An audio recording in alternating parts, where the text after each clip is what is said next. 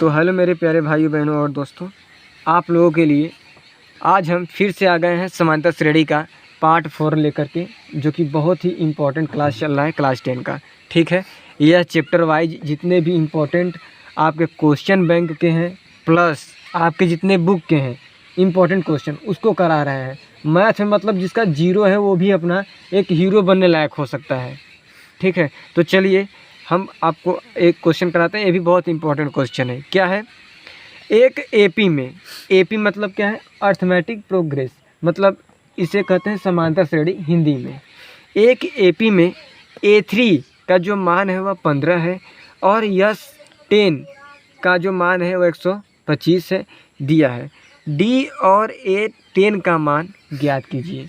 अब यहाँ पे आप लोग ध्यान से समझना जो कह रहे हैं। यहाँ पे जो S10 है ना, वो पदों का योगफल दिया है। किसका दिया है? पदों का योगफल का वैल्यू दिया है, क्योंकि इसको दर्शाते हैं यस यन से। यस यहाँ पे रहता है 10 की जगह पे यन, यस यन, और ये हो गया। और A3 का मान दिया हुआ है 15।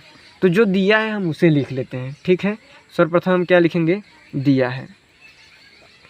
दिया है, दिया क्या है हमें?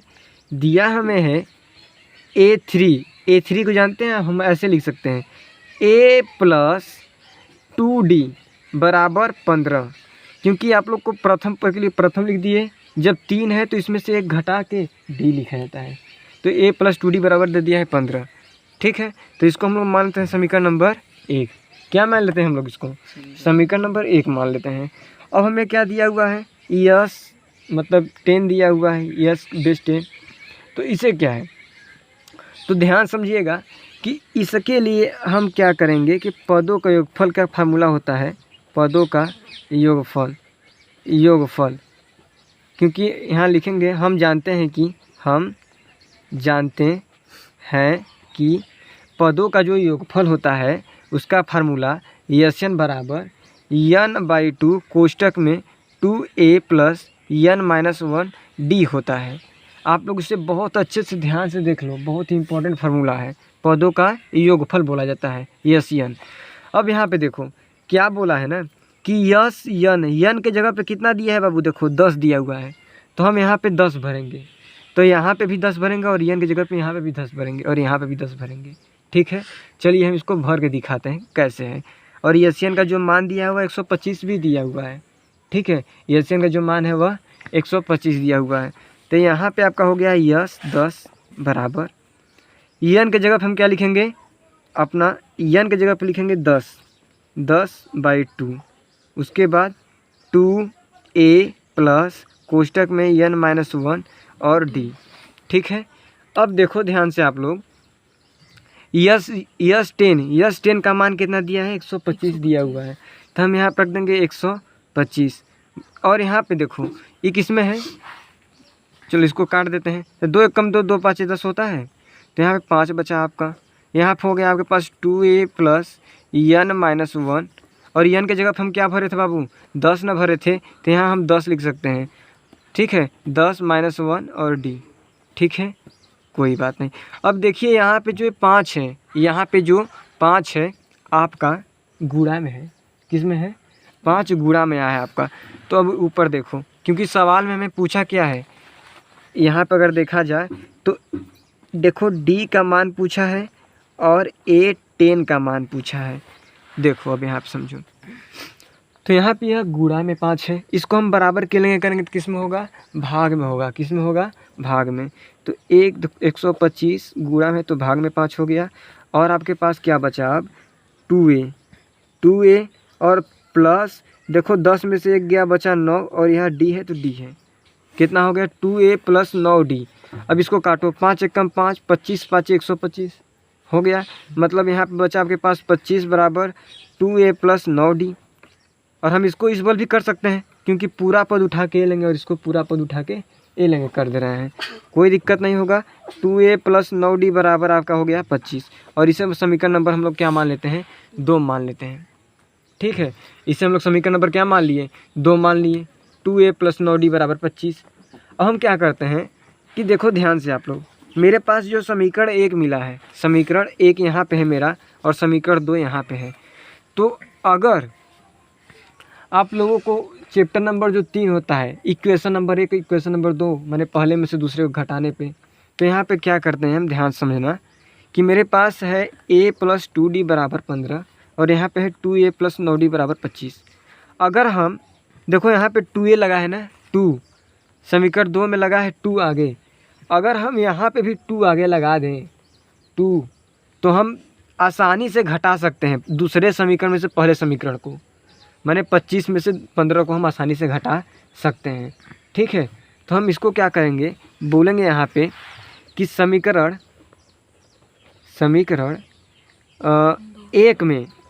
एक में जो आपका समीकरण 1 में है, हम इसमें क्या करते हैं 2 से गुणा कर देते हैं। समीकरण 1 में 2 से गुणा कर समीकरण 2 में से देखो 1 को क्या किए, 2 में से घटा रहे हैं 1 को, इतना कर रहे हैं। अब देखो ध्यान से समझना आप लोग, बहुत ही बारीकी से क्या कह रहा है। अगर मैं जैसे यहाँ पे देखो लिखा 2a + 9d, समीकरण नंबर 2 है, 2 में से ही समीकरण को घटाना है। समीकरण 1 क्या मिला मेरा, इसमें हम 2 से क्या किए हैं बाबू, ध्यान समझना, इसमें 2 से गुणा किए थे, तो यहाँ मेरे पास क्या बना, ध्यान समझना, यहाँ पे 2a 2 से गुणा करेंगे तो 2a + 2 दूनी 4 माने 4d बराबर 2 को गुणा किए हो 15 में, तो 15 दूनी 30। कहने का मतलब ये है कि मेरे पास जो मिला 2a मिला प्लस 2 दूनी 4d मिला बराबर, और यहाँ पे 15 में 2 का भी गुणा करोगे तो 15 दूनी 30 होता है, 15 दूनी 30 होता है। ठीक है, तो अब हम क्या करने जा रहे हैं, घटा रहे हैं। ध्यान समझना बाबू, इस चीज़ को बहुत ध्यान समझना। देखो हम घटा रहे हैं, समीकरण नंबर 1 है, मतलब समीकरण नंबर 2 है आपका और समीकरण नंबर 1 है। ठीक है, क्या करोगे तो घटाने बोला है, तो यहाँ प्लस है तो घटाने पे, प्लस है तो चिन्ह घटाने पे, क्योंकि इसके आगे तो चिन्ह प्लस का है तो नीचे है घटाने पे। अब देखो यहाँ पे जो है 2a से 2a क्या करेगा, कट जाएगा। अब आपके पास बचा प्लस ऊपर का देखना है और प्लस माइनस नीचे का देखना है। बीचे वाले को भूल जाते हैं, चिन्ह जो बीचे में है वो क्या है, चिन्ह प्लस का है या माइनस का हमसे कोई मतलब नहीं है, हम बस ऊपर का चिन्ह देखते हैं और नीचे वाला चिन्ह देखते हैं। तो ऊपर है प्लस और नीचे है माइनस, तो प्लस माइनस माइनस होता है और माइनस में घटाना होता है। तो 9d में से 4d को जब घटाएंगे हम तो मेरा मिलेगा 5d। क्या मिलेगा, 5d बराबर कितना होगा, तो देखो ऊपर से और नीचे से मतलब होता है, बीच में से मतलब नहीं होता है।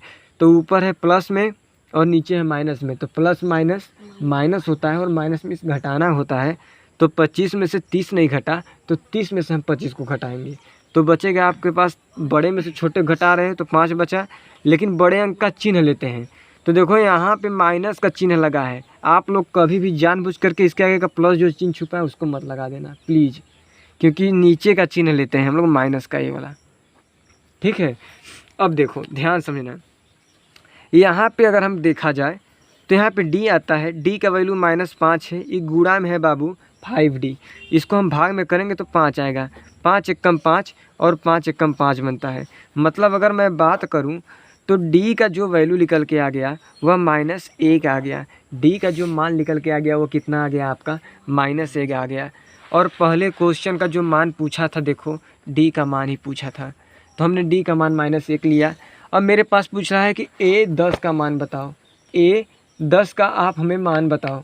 ठीक है, तो a10 का मान के लिए देखो क्या करेंगे, छोटा समझना इसको, थोड़ा सा और हम इधर करते हैं, समझिएगा क्या कह रहा है। हमें 10 का मान बताना है, तो a10 के मान के लिए आपको एक चीज़ पता होगा कि a + 9d क्या फार्मूला बना सकते हैं, ज़रूर बना सकते हैं, क्योंकि देखो यहाँ पे 10 है तो इसको 1 अंक कम कर दो 9। अब देखो यहाँ पे क्या हम इसको, इस चीज़ को ध्यान समझना, क्योंकि यहाँ पे a का मान सवाल में कहीं भी नहीं दिया था कि हम इस पे a का मान रख दें और d का मान रख देंगे तो 10 का मान निकल जाएगा। a का मान हमारे सवाल में नहीं दिया है, d का मान दिया है, तो d का मान रखेंगे तभी मेरा a का मान बचा रहेगा। तो हम एक काम कर सकते हैं कि हम इसको a प्लस अगर हम कहा जाए तो 2d के रूप में तोड़ सकते हैं इसको ऐसे, और प्लस 7d।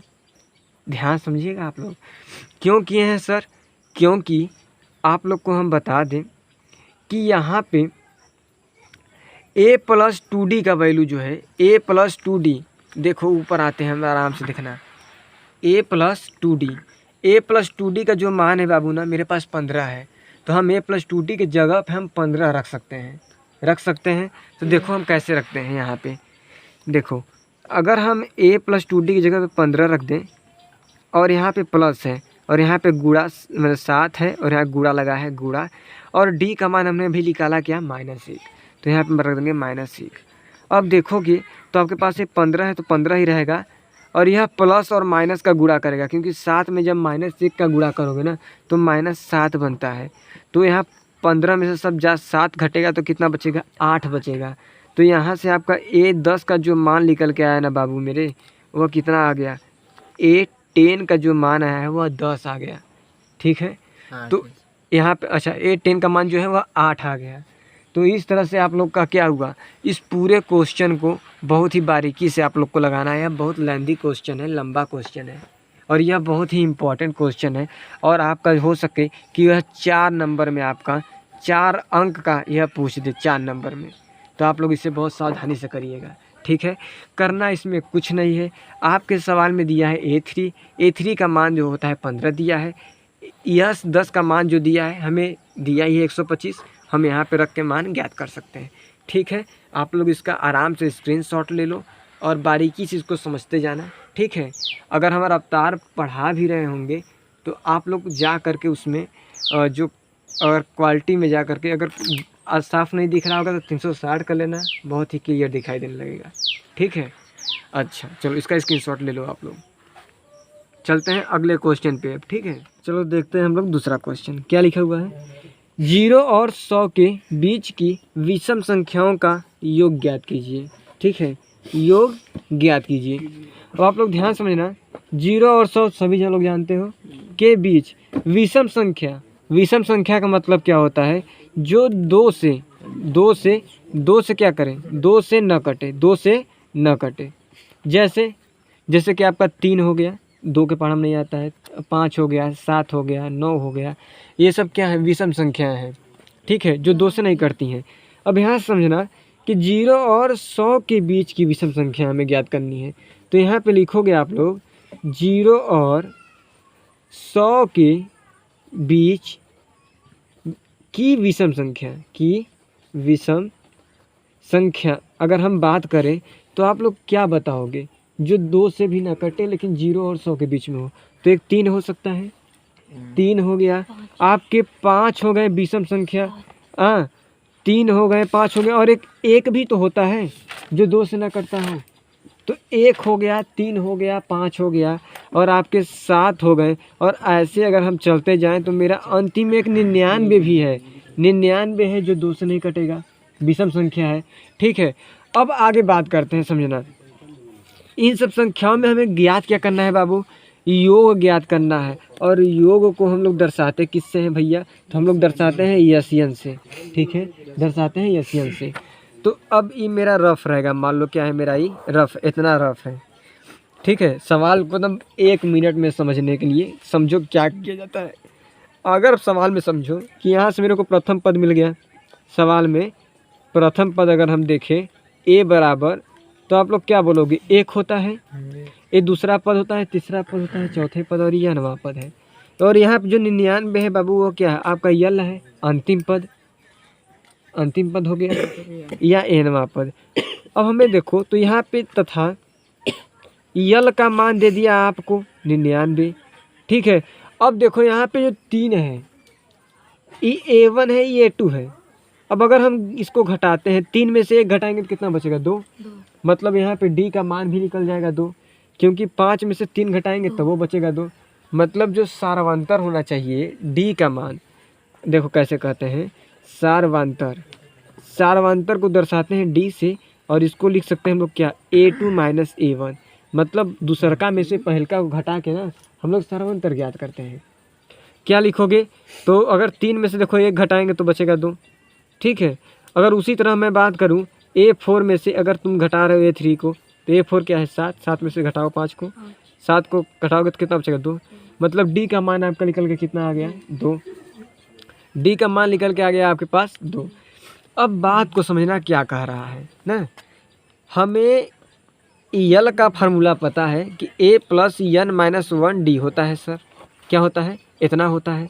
यहाँ पे हम यल का मान रख सकते हैं और हम यहाँ पे a का मान रख सकते हैं, d का मान रख सकते हैं, लेकिन n का मान नहीं रख सकते। तो हम यहाँ से आगे n का मान ज्ञात करेंगे।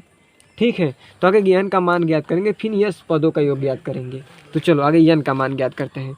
ठीक है, तो यहाँ बोलेंगे, यहाँ हम इस पेन का यूज करते हैं। क्या बोलेंगे? हम जानते हैं कि यल बराबर a plus n minus 1d होता है। ठीक है, अब यल का मान भरो भैया। यल का मान है 99 बराबर, और क्या है आपके पास? a का मान कितना निकला है भैया? 1 प्लस n का मान तो दिया ही नहीं है और d का मान दिया हुआ है मेरे पास 2। एकदम बारीकी समझो, कोई दिक्कत है तो बताइएगा। अब समझो, यहाँ पे 99 है, ई प्लस में है 1, तो ये लेंगे बराबर के जैसे आएगा ना, ये माइनस में 1 होता है। ठीक है, अच्छा अब आपके पास क्या बचा? इसका इसमें गुणा करो एक बार, n का 2 में करोगे तो 2n होगा। ई प्लस है और माइनस, तो प्लस माइनस माइनस, 1 का 2 में करोगे तो 2 होगा।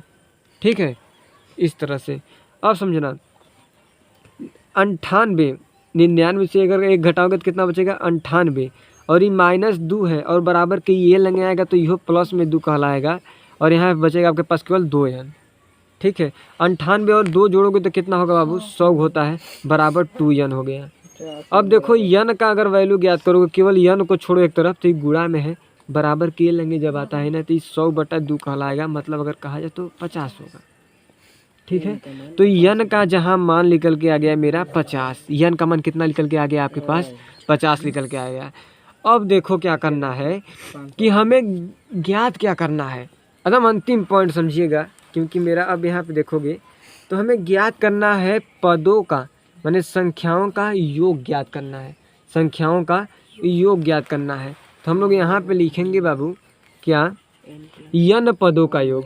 अब n पदों का योग एकदम आसान से समझना, और योग का फार्मूला होता है यस n, और हमें यस n को ही ज्ञात करना है। ठीक है, यस n को ही ज्ञात करना है। तो इसका फार्मूला होता है n/2 कोष्टक में a प्लस यल। क्या होता है? a प्लस यल होता है। यल लिखो, यहाँ पे यल लिख सकते हो, यहाँ पे an भी लिख सकते हो, कोई दिक्कत नहीं है भैया। इन दोनों का मतलब होता है एक n वां पद होता है और एक अंतिम पद हो गया। ठीक है, अब बात करते हैं, समझिएगा क्या है। हमें यहाँ पे सवाल में ना यस n का जो माने पूछा है और यल का मान दे चुका है किताबी में, तो n का मान कितना निकाले हो? 50। आप लोग भर दो बटे 2। a का मान अभी हमने देखा है, ऊपर लिखा था जी कहीं कोपचे में, 1 लिखा है, 1 लिखो यहाँ पे, प्लस यल का मान कितना आया था देख लो, यल का मान 99। बहुत सही बचवा, यल का मान 99। गुड। अब आगे देखो, यल का मान कितना आ गया? 99। अब देखिएगा, अब यहाँ कैलकुलेशन सीख लो भैया, कक्षा 10 वाले। देखो 2 1 कम, काटो इसको, 2 1 कम 2, 2 25 50 होता है। अरे महाभाई, ये लड़का को बोला है 25 नहीं 50 होगा, कहाँ कहो यार। 2 1 कम 2, 2 25 50 होता है। ठीक है, अब देखो यहाँ पे क्या बचा आपके पास? 25 बचा, और यहाँ देखो भैया कोष्टक और एक बीच में लगा है गुणा का चिन्ह, तो गुणा लगाना ही पड़ेगा जी। 1 और 99 को जोड़ दो, आता है भैया तुम्हारा 100। ठीक है, अब 25 है और 25 का गुणा करना है 100 में, तो कुछ मत करना जी, 25 का गुणा करो केवल 1 में, 25 से कम 25 होता है, और ये 2 0 है तो 2 0 बढ़ा दो, आ गया आपका 2500 आ गया।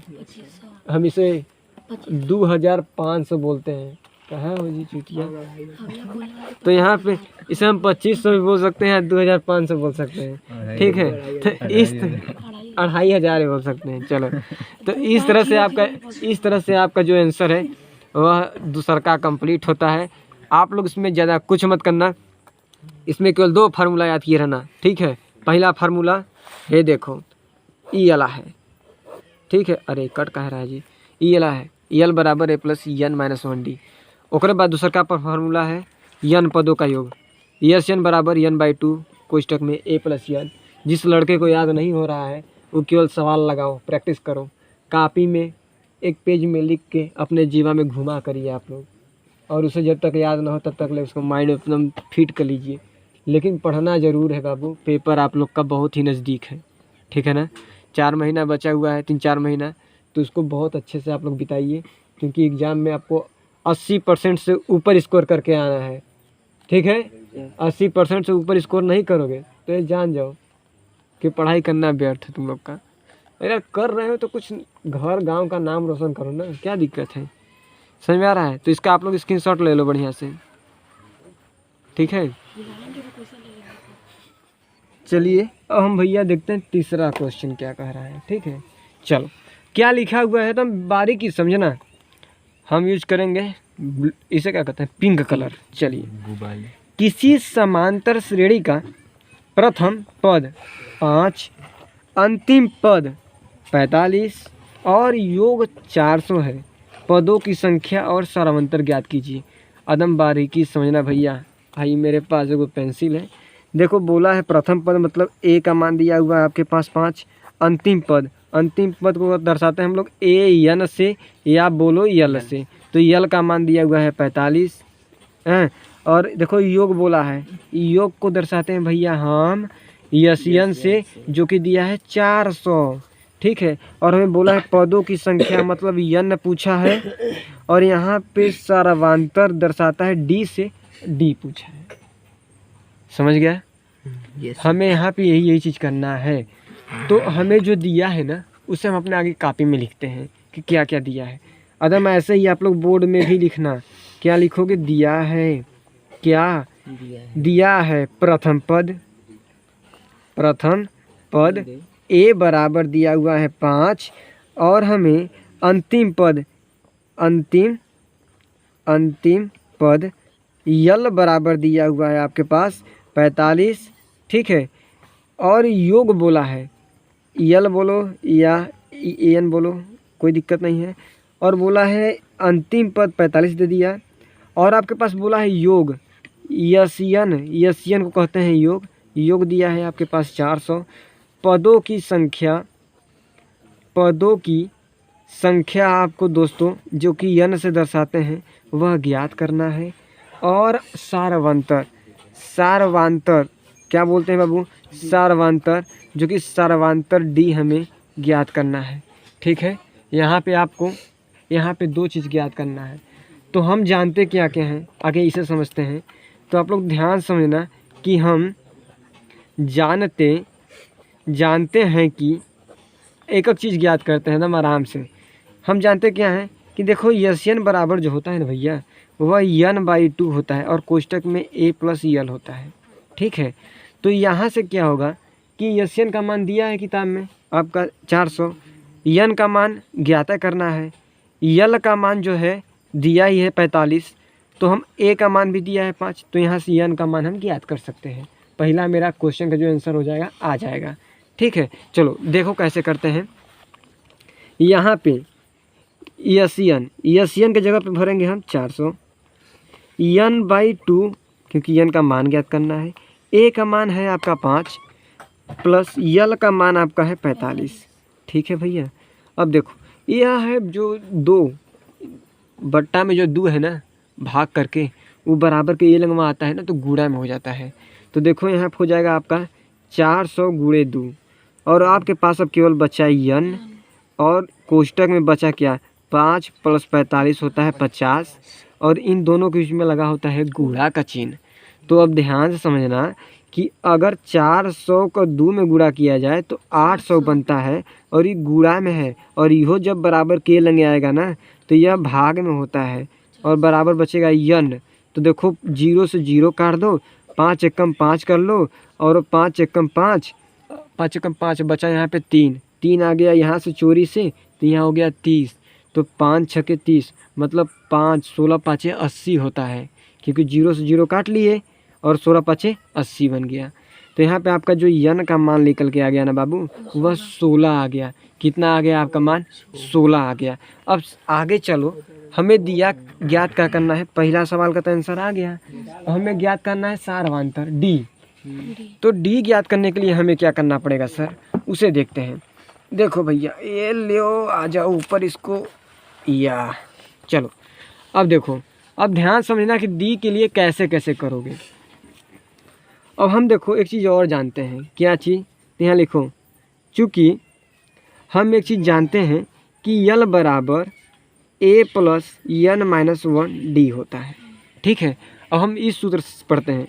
ये आप सूत्र पढ़े हो, इतना सूत्र से पढ़े ही हो आप लोग, तो इसी सूत्र से हम यूज करेंगे। इसका क्या करना है उसे देखिएगा। यल का मान हमारा जो अंतिम पद है वह दिया था भैया, देखो यल का मान जो है आपका दिया है 45 और ए का मान आपका दिया है 5। मतलब यहाँ पर अगर हम लिख देते हैं छोटा में, तो यल का मान दिया है आपका 45, ए का मान दिया है आपका 5 और हमें यन का जो मान है वह ज्ञात हो गया है। देखो कैसे करेंगे अब आगे। यल का मान है आपका 45, तो यहाँ 45 रख दो बराबर ए का मान है जो 5 है प्लस, देखो हमें यन का मान भी ज्ञात हुआ है, यन का मान निकला है 16 और माइनस 1 कोष्टक में, ये जो डी है ना, ये डी ए का तो मान ज्ञात करना है सार्वंतर, तो अब बहुत आसानी से ज्ञात हो सकता है भैया। देखो ये है 45, ये प्लस में 5 छुपा है, तो ये बराबर के ये लेंगे आएगा, तो ये जैसे आएगा वो हो जाएगा माइनस में। ठीक है, अब देखो बराबर बचेगा आपके पास, देखो 16 में से 1 घटाओगे तो क्या होगा 15, और गुणा में है तो 15 डी होगा, क्योंकि गुणा तो छुपा ही रहता है। चलो अब 45 में से जब 5 घटाओगे ना बबुआ तो बचेगा 40, और देखो ये गुणा में है तो ये बराबर के लेंगे आएगा तो ये 15 होगा। ठीक है, तो अब बचा आपके पास भैया डी का मान 45 मैंने 40/15। अब काट दो इसको बहुत ही बारीकी से तलवार जैसा, देखो चीरो, इसको चीर दिए, इसको 5 से काटो, क्योंकि जब भी किसी संख्या के अंत में 5 हो और जब भी किसी संख्या के अंत में 0 हो, ध्यान समझिएगा, जब भी किसी संख्या के अंत में 0 हो और जब भी किसी संख्या के अंत में 5 हो तो वह 5 से काटा जाता है। ठीक है, और देखो 5 3 15, 5 8 40, निकल के आ गया आपका 8/3 किसका, डी का मान। डी का मान कितना निकल के आ गया 8/3। तो यहाँ पे मेरा पहला जो था पूछा सवाल में यन का मान पूछा था, दूसरे में पूछा है डी का मान, तो यही आपका दोनों का आंसर हो गया। हमें ज़्यादा कुछ नहीं करना था, आप लोग इसको देख सकते हो आसानी से। प्रथम पद सब चीज़ दिया हुआ है आपके सवाल में, आप लोग आराम से करना है इसका। ठीक है, चलिए हम देखते हैं अगला क्वेश्चन।